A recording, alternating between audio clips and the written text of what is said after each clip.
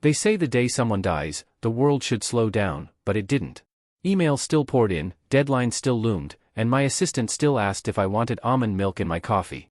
The only thing that stopped was the voice that had haunted my entire career, my great-uncle, Charles Whitmore. When I got the call that he'd passed, I didn't feel sadness. Just silence.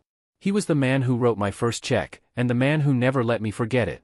I built Heliantech from scratch, but every time a magazine called me the genius behind it, he'd remind me. Genius doesn't pay the bills, Aaron. My money does. Now he was gone, and for the first time, I could almost breathe.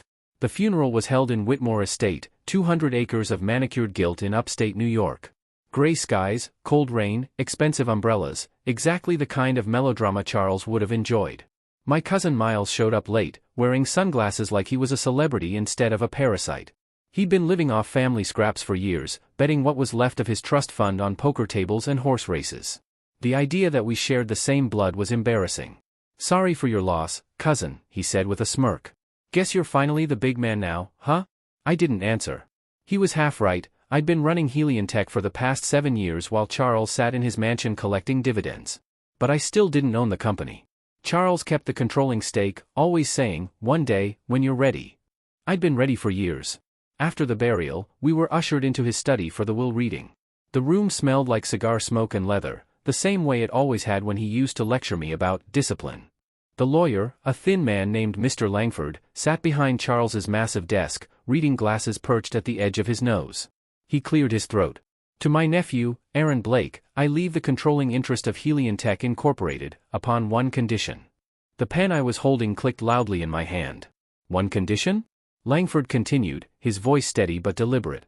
"Mr. Blake must enter into a legal marriage with my goddaughter, Evelyn Hart, within 60 days of this reading. Failure to do so will transfer all shares and control to my other nephew, Mr. Miles Whitmore." For a second, I thought I misheard. Then Miles started laughing. "You've got to be kidding me," he said, slapping his knee. "He's got to marry some girl to keep the company? Oh, this is rich." I didn't move. My mind was racing.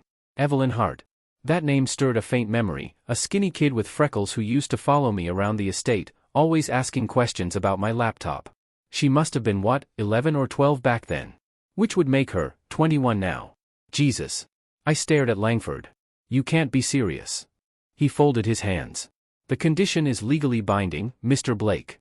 If you choose not to comply, the estate, including Heliantech's controlling shares, will automatically revert to Mr. Whitmore here." Miles grinned like a wolf. "I guess Uncle Charlie finally got tired of your ego." I wanted to hit him. Instead, I stood, buttoned my coat, and walked out. The rain was coming down harder now. My reflection in the window looked like a man on the verge of losing everything he built. Marry a stranger to keep my life's work, or hand it to a degenerate who'd sell it before breakfast? Charles always had a twisted sense of humor. But beneath that, he was a strategist. Every decision had a motive. Why her? Why a goddaughter no one had seen in years? That night, I stayed in the estate's guest room, unable to sleep. I kept thinking about how much of my life I'd sacrificed for the company, my 20s, my relationships, my sanity. I'd built something that employed thousands, innovated industries, and made us both billionaires. And now it could all vanish because of an old man's obsession with family values. At 2 a.m., I opened my laptop and began searching for her. Evelyn Hart. She wasn't on social media, no Instagram, no Twitter. Just a few mentions in local articles about a small-town library charity drive. She was listed as the coordinator. No scandal, no headlines, just a quiet life. Her last known address was in a coastal town called Seabridge, 5 hours away. Population, barely 10,000. A librarian. Of course. Charles always admired bookish types. I leaned back in my chair, staring at the rain outside. It was absurd, finding this girl, convincing her to marry me, pretending to care, all for a signature on paper. But I didn't have a choice. If Miles got the company, he'd destroy it in weeks. I packed my bags before dawn. Seabridge smelled like salt and regret. The kind of place where time forgot to move on.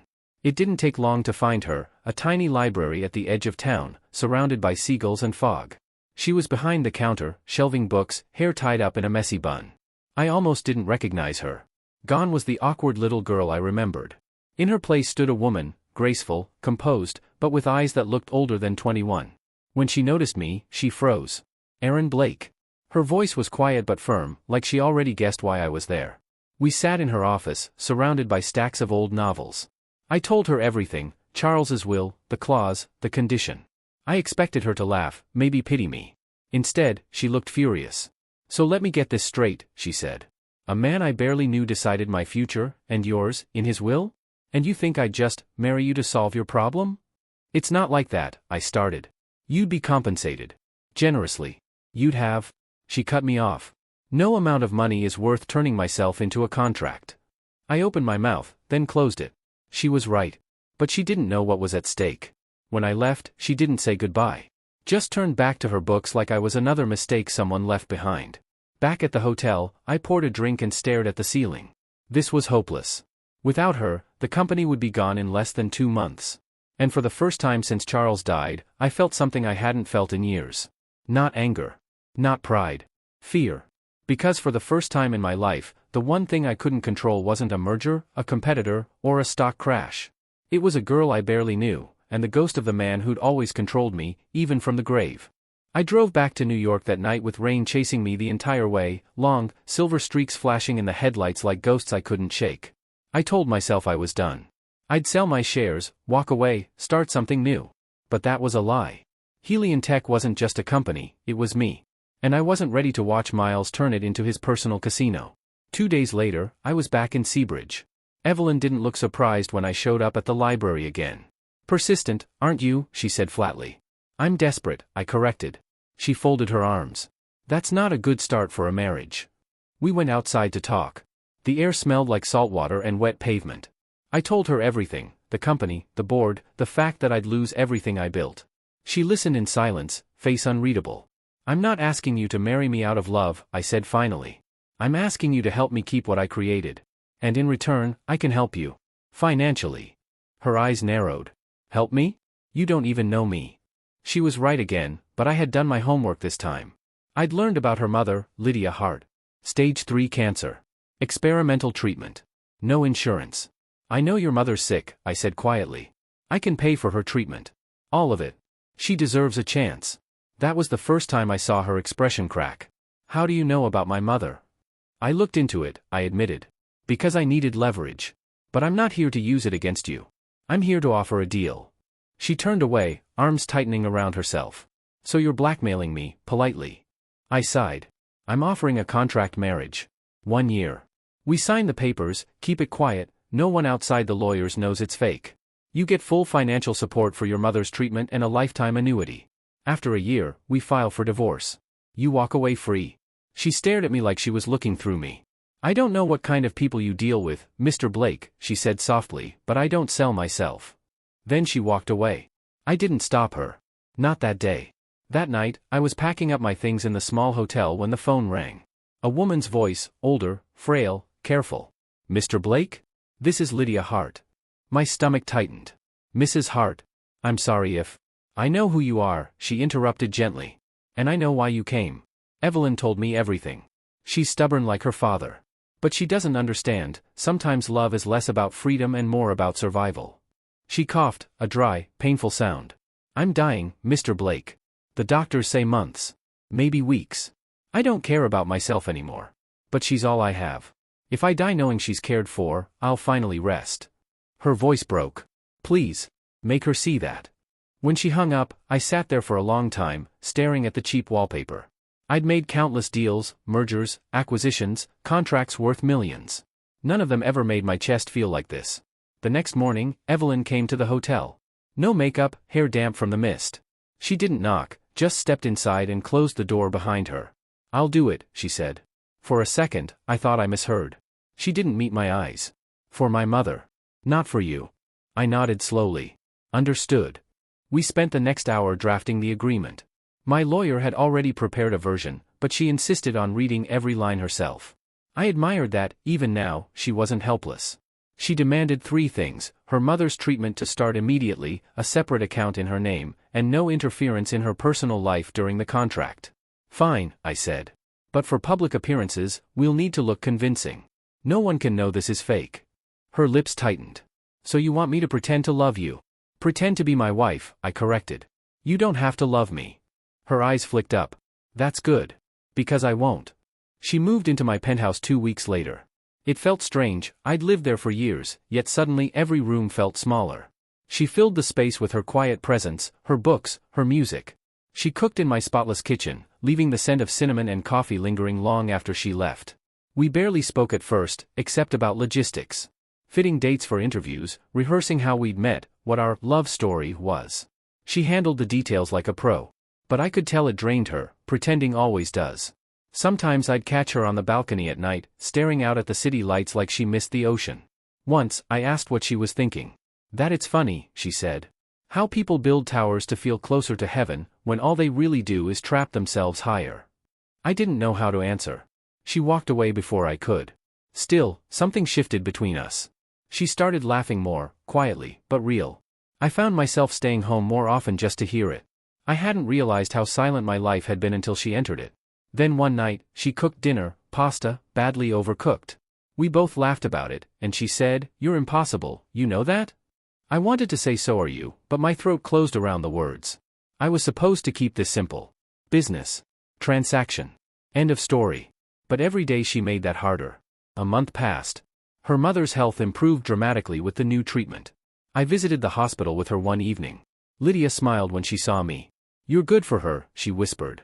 "She just doesn't know it yet." When we left, Evelyn was quiet in the car. "Halfway back," she said, "you didn't have to do all this." "I did," I said. "For the deal." She turned to me, eyes reflecting the city lights. "You keep saying that like you're trying to convince yourself." I didn't answer. Because she was right.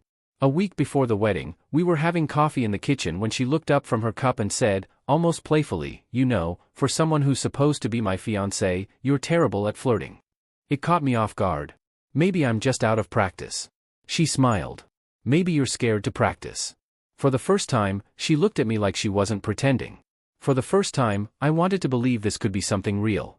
And then, just when I thought things were finally settling, she disappeared. Her room was empty. Her phone, off. Her purse, gone. The only thing she left behind was a note on the counter. 2 words. "I'm sorry." At first, I thought she just needed space.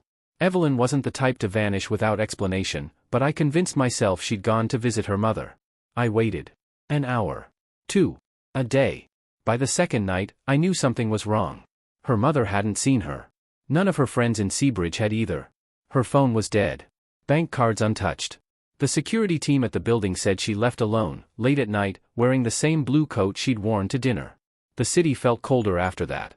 Every sound in the penthouse echoed like an accusation. By the third day, I couldn't focus on anything. The company, the wedding, the board, it all blurred into background noise. The only thing I could hear was her voice saying, "You keep trying to convince yourself." She was right. I wasn't pretending anymore. The text came that night. Unknown number. "If you want her alive, cancel the wedding. Hand over Heliantech." It took me a full minute to breathe again. Then another text. "You have 48 hours. Or her mother dies first." I stared at the screen until the words blurred. My fingers were shaking when I called Grant, my head of security, a former federal agent who'd worked for me since the company went public. He arrived within 20 minutes. When he read the message, his jaw tightened. "This isn't random," he said. "Someone knows exactly what's at stake." I didn't need to guess who. There was only one person who'd gain everything if I lost both Evelyn and the company. Miles. I called him. He answered on the second ring, sounding smug, drunk, or both. "Well, if it isn't the golden boy. Rough week? Where is she?" He laughed. "Wow, straight to the point. You always were the serious type.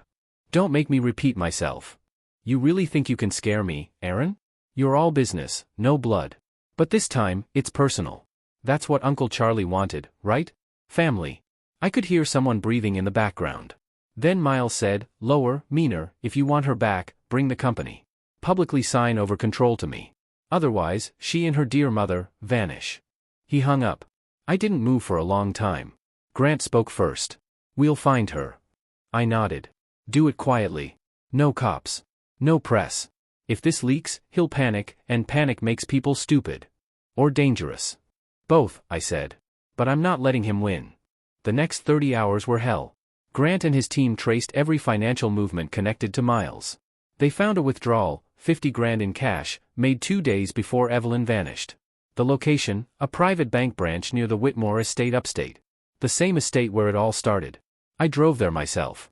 Grant followed with 2 men, fully armed, ready to intervene.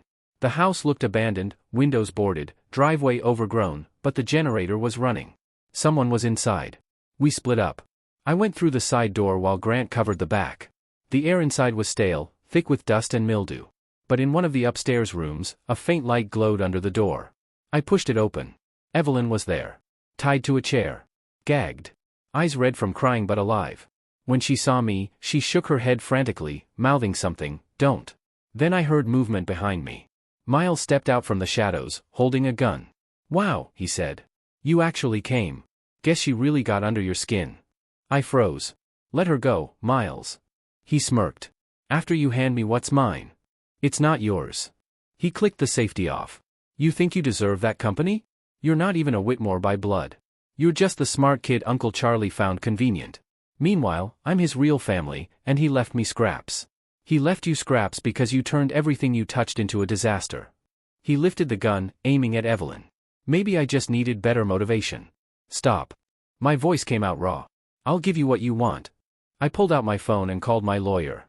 "Prepare to transfer full controlling rights of Helion Tech to Miles Whitmore," I said, loudly, eyes locked on him. "Effective immediately." Miles grinned. "Now we're talking." While he gloated, Grant silently entered from behind. One of his men flanked the hallway. The second Miles turned toward the door, I lunged, slamming into him. The gun went off, the sound deafening in the small room. The bullet shattered a window.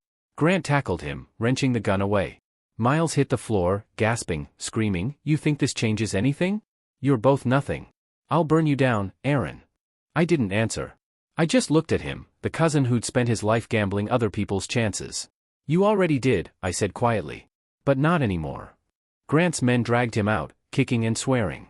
I went to Evelyn and untied her. Her wrists were bruised, her hands trembling. She fell against me the moment she was free. "I thought I'd never see you again," she whispered, voice shaking. "You're safe now," I said. "I promise." She looked up at me, tears streaking her cheeks. "He said he'd hurt my mother if I didn't agree to marry him. He said he'd kill her if you didn't back down." My throat tightened. "He won't touch her again. He's finished." The cops arrived an hour later. Grant had already called them once it was safe. Miles was arrested for kidnapping, extortion, and unlawful possession of a firearm. His smug grin was gone by then. He looked small. Empty. When they took him away, Evelyn leaned against me, exhausted. "Why did you come?" she asked quietly. "You could have just walked away." I brushed a strand of hair from her face. "Because I couldn't. Not anymore." She smiled faintly. "You're terrible at pretending, you know that?" "I'm learning." We drove back to the city before sunrise. The world outside looked washed clean, the kind of morning that almost feels new. Evelyn slept most of the ride, her hand loosely in mine. When we reached the penthouse, she turned to me before going inside. "I was going to run," she said softly. "Before all this. I was scared of what was happening between us. And now?" She looked at me for a long time before saying, "Now I'm scared of losing it." I didn't kiss her. I didn't need to. The silence between us said enough. For the first time since Charles's death, I felt something close to peace. But I should have known better. Peace never lasts long in the Whitmore family. Because the next morning, while preparing for the wedding, Evelyn found something that would change everything again. A sealed envelope. Addressed to me. From Charles Whitmore. The letter sat on the dresser, untouched, as if it had been waiting for the right moment to destroy everything we thought we knew. Evelyn found it while the stylists were setting up for the wedding. It was sealed with Charles's crest, gold wax, unbroken, heavy. When she handed it to me, her fingers trembled. "It was inside the jewelry box your lawyer gave me yesterday," she said. "He said it was part of the estate settlement." I turned it over. The handwriting was unmistakable, sharp, deliberate strokes. To Aaron Blake. Read only after the ceremony. But I couldn't wait. I broke the seal. "Aaron. If you're reading this, then my plan worked, or at least part of it did. I can already hear you cursing me from the grave. Good. It means I still matter. I didn't build Whitmore Holdings for profit. I built it for continuity, to make sure what I started didn't die with me. You were the only one who ever understood that. But I also knew your flaw: you trust no one. You think loyalty can be bought, that love is a distraction. You're wrong. Evelyn Hart is more than my goddaughter. She's my daughter. You read that correctly. Her mother, Lydia, and I were together long before you were born. I was married then, to a woman who couldn't have children, and I made the worst mistake of my life by hiding the one person who reminded me what love felt like. I swore I'd protect them, even if it meant protecting them from me. When I learned I was dying, I knew I had to make things right. Evelyn deserved stability, and you, though you'd never admit it, deserved to be loved without a contract. So I made sure you'd find each other. If you married her only for the company, I'll know. Because she won't stay. She's her mother's daughter, she can smell deceit like smoke. But if you love her the way I hope you do, then you'll finally understand why I built this empire in the first place. Not for power. For legacy. Take care of her, Aaron. Not as a clause. As family. Charles Whitmore. I read it twice. Then a third time. The words blurred, sinking into me like shards of glass. Behind me, Evelyn whispered, "He was my father?" I turned slowly. She looked pale, stunned, her wedding dress half-buttoned. "Yes," I said quietly. "He knew. All along." Her eyes filled with tears, not of joy, but of betrayal. So this was all a setup? Our marriage, the will, everything, just another one of his manipulations. I shook my head. I don't think so. He didn't do it to control us. He did it to connect us. To give you what he couldn't while he was alive. She sank onto the edge of the bed, clutching the letter. I hated him for years, she said. For abandoning my mother, for pretending we didn't exist. And now I'm supposed to forgive him. No, I said. You don't have to forgive him. But maybe you can understand him. For a long time, neither of us spoke. Outside, the city hummed, traffic, sirens, life going on as if ours hadn't just changed forever. Finally, she looked up. Do you still want to do this? The wedding? I thought about everything that had happened, the lies, the deals, the kidnappings, the fights. But beneath it all was one truth that had crept up quietly, unnoticed. I do, I said. But not for the company. Not for him. She smiled faintly through tears. Then let's make it real. The wedding was small but beautiful, white roses, a glass rooftop, the skyline behind us. Only a handful of guests, mostly board members who thought they were watching a merger of dynasties. When the officiant said, "You may kiss the bride," the world seemed to pause. Her hand found mine first. Warm. Steady. Real. In that moment, I didn't see Charles's plan or the billions at stake. I saw the woman who had challenged me, saved me, and somehow turned a cold, transactional existence into something human. When our lips met, the cameras flashed, and for once, I didn't care about appearances. Because it wasn't an act anymore. That night, after everyone left, we sat on the penthouse balcony, barefoot, champagne glasses untouched. The city stretched beneath us like an electric ocean. Evelyn held the letter again. He wanted us to find each other, she said softly. To keep his legacy alive. Maybe, I said. Or maybe he just wanted to make sure we both stopped living alone. She smiled. You think that's love or manipulation? Probably both, I admitted. She laughed, the kind of laugh that stays with you, bright and defiant. Then her expression softened. You know what's strange? For all his games, I think he actually gave us something real. I nodded. He did. Her head rested on my shoulder. The city lights reflected in her eyes. Then let's not waste it. A year later, we renewed our vows, no lawyers, no conditions, no cameras. Just us and Lydia, healthy again, smiling through tears as we said, I do, for the second time. Miles was serving 10 years for kidnapping and fraud. I didn't visit him. Some ghosts aren't worth resurrecting. Helion Tech was stronger than ever, but for the first time, it didn't define me. Evelyn and I built new programs under her name, libraries, education funds, cancer research grants. Things that mattered. Sometimes I'd catch her looking at me when she thought I wasn't paying attention. And every time, she'd smile like she still couldn't believe we'd made it out of the wreckage. One night, as we watched the sun dip below the skyline, she said, "Do you ever think he planned it too perfectly?" Maybe, I said. But if he did, I'm grateful. Even after all the lies? Especially after the lies, I said. Because somehow, they led me to the truth. She leaned in and kissed me. The city lights flickered on below us, one by one, like stars reborn. And for the first time in my life, I wasn't thinking about the company, or control, or power. Just the woman beside me, the one I was never meant to love, yet somehow couldn't live without.